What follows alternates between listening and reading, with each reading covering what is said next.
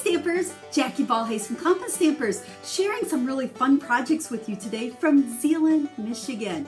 Now, this video is going to be pretty short, but there's a ton of little tips in there, so make sure you watch it all the way to the end so you don't miss anything. We're doing a one-sheet wonder. Now, that's a term that's been around forever and ever. I don't know where the heck the term came from, but back in the day, we used to stamp a full sheet of cardstock, chop it up to make a bunch of cards. Well, today it's kind of developed more into using designer series paper, because why stamp it when you have such beautiful paper? But the project I have for you today, let's see, I think there's 6 cards here, is going to show you how to take just a 6x6 piece of designer series paper, cut it up, and make 6 quick and easy cards. But remember, quick and easy doesn't mean boring.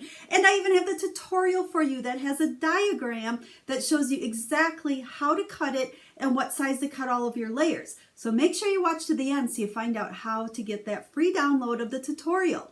Now, speaking of that, make sure you subscribe. There's a button right down there. If you haven't already, subscribe to my YouTube channel, please, and give me a thumbs up. Leave me a comment. I love comments. I love to hear from you. That's what helps me get up and make probably 3 of these a week for you guys. So enough yakking. Let's go ahead, flip the camera down. I'm going to show you the projects, and I'm going to show you how easy it is to do what's called a one-sheet wonder. Here are the 6 cards that I made out of my 6x6 piece of designer series paper.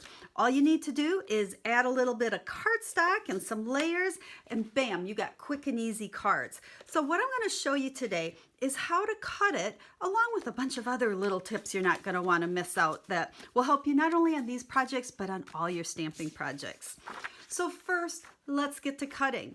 Now, I just have a piece of 6x6 designer series paper. Can you see the glare and the shimmer and the sheen? This paper is stunningly gorgeous, and it's on page 37 in the Stampin' Up! Holiday Catalog. I hope it's not sold out by the time you're watching this video, because this is one of those papers that's going to retire and be gone. But if it is sold out, no worries. You can use absolutely any designer series paper. Now, I told you I have the tutorial for you.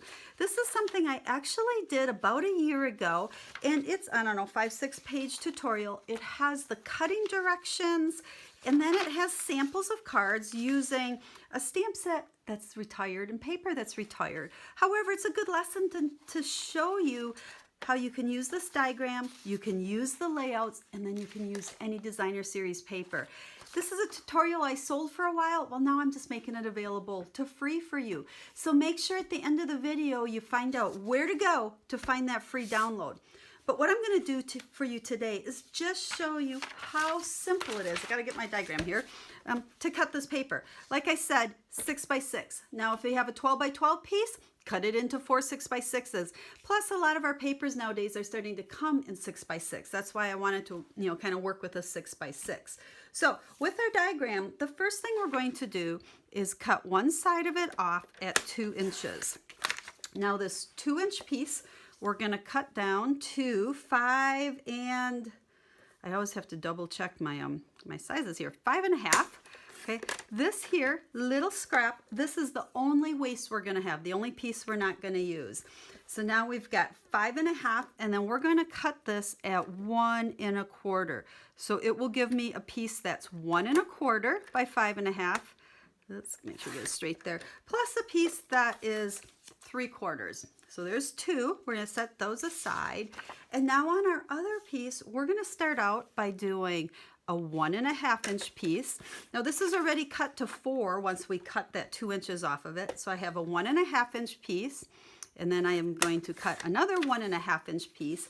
This leaves me with a 3x4. And out of that, I am going to use my 2.25-inch circle punch. You can use a different size, or you can use your framelits if you want. But I'm pushing it all the way down, and I'm centering it left to right, and just punching that out. So this is going to be used for a card, and this is going to be used for a card. So let's move this. And now, as you can see, we have 6 different pieces, and each one's going to go on a card. So what I'd like to do is just show you the cards. And once again, I'm not going to give you all the cutting dimensions, because you can find that in the download. But here we have this piece right here. You can see I layered it onto a piece of Blackberry Bliss. Now, before we go any further, I said I'm going to share lots of tips. you ever struggle with colors? I'll tell you, one of my favorite ways to find color combinations is I will take a piece of designer series paper, and sometimes I'm not even using the paper, but I'll come to the catalog and right here it tells me all of the colors that are in these papers. So we know the artists have put these colors together, and all these colors are going to look really good together. So go ahead and use that for color combinations, even if you're not using the paper. But then if you are using the paper, this is a great way to start to make sure you have matching colors. So on my one right here, we've got the soft seafoam green, we have blackberry bliss, and I believe this is tranquil tide, but let me double check. Yes, tranquil tide. So that's where I pulled my colors from to make sure it coordinates with my paper. And I'll do the same when I make up these cards. So there's that one. And then with this one, here is one of these pieces. Remember, we have two of those. So let's just find the second card and we'll do both of these at the same time. So there are these two pieces. Now, on all of these cards, I'm using a greeting set that you may not recognize. It's actually from the Lots of Happy card kit that's on page 9 of the annual catalog. Now, if you don't have this catalog and you don't have a demonstrator, let me know. I'd be happy to send you one. But number one, I love this card kit. But what happens so often, we buy card kits or paper pumpkin kits, and we get this fabulous stamp set, and we forget that we can use the stamp set well after we're done with the card kit. This one is a great greeting set. I love the greetings. All the cards I'm showing you today came from using the stamps in this stamp set. So make sure you pull those card kits out and the stamp sets and see what you can use them for. So with these, I use the tailored tag punch. I love the shape of that. And we have a lot of greetings that actually fit in it. And I punched it here and added a circle.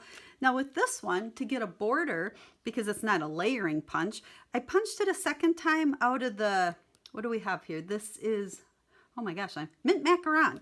So I punched it, I cut it down the middle, and then I just adhered it behind the top part and the bottom part. So it gives you that nice layer there. So those are those two pieces. Then we have our circle. Okay, here's our circle. Just punched out a couple other circles. All of these I embossed with white embossing powder. If you don't know how to emboss, let me know. I have a video that shows how to emboss. I'll be happy to send you the link. So there's the circle one. Here is our skinny little strip. Okay, now notice that a lot of these I have cardstock that's layered. I'll have all the dimensions for you in that downloadable tutorial. And then finally, here is the larger strip.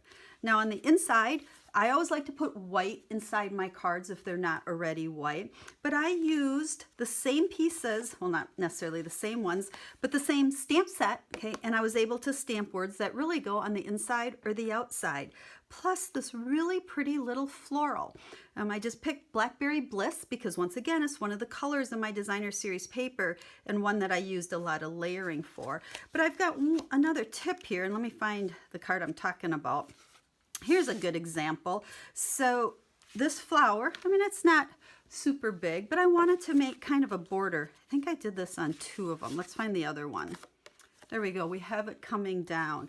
Now, when you're trying to stamp something that's a border, and I want to show you first what not to do. Sometimes we learn best by what not to do. So I have my stamp on there. And if I think what our tendency wants to be is we'll stamp it, we'll stamp it, we'll stamp it, and we'll stamp it. And you know what? That's probably okay, but it's not very random. And if you don't line them up just perfect, it looks like, oh, they're not lined up perfect. You know, it looks like you tried, but you didn't.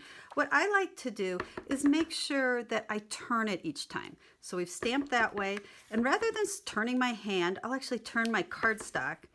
And by turning it just a little bit each time, you can see that it looks much nicer that way as a random border coming down. I like that better than that. So we did that on the inside. Now, two other things I did to my cards. After I had them all together, I thought, let's just dress them up a little bit because they really are simple cards. Just added the bow. Baker's twine is my favorite. I doubled it up and tied it. And then the best way to adhere those is with these mini glue dots. Just stick one on the back of your bow and they stick perfectly. And then on each card, I use some sequins. Now these are the adhesive back sequins. You know, I was never one, You know, when sequins started getting popular, people were using little dabs of glue and sticking them on. I thought, no way, too messy. But these adhesive ones are awesome. You can just use a little piercing tool or your picker-upper tool, pop it on there, and you can stick them down. I think everything looks better in threes, so I just added 3 just to give it a little bling on my cards. So there we go. Lots of tips. 6 quick and easy cards doing a one-sheet wonder. Wow, I think I packed a lot into this short video. I hope you picked up some tips that'll not even only help you make these cards or see how easy it is to do what's called a one-sheet wonder, but just some general tips for your stamping. Remember, I'm all about quick and easy, and I'd love to teach you how to make quick and easy. Now, I promised you the download. In the description, I'll have a link that'll take you over to where I've got the download for you.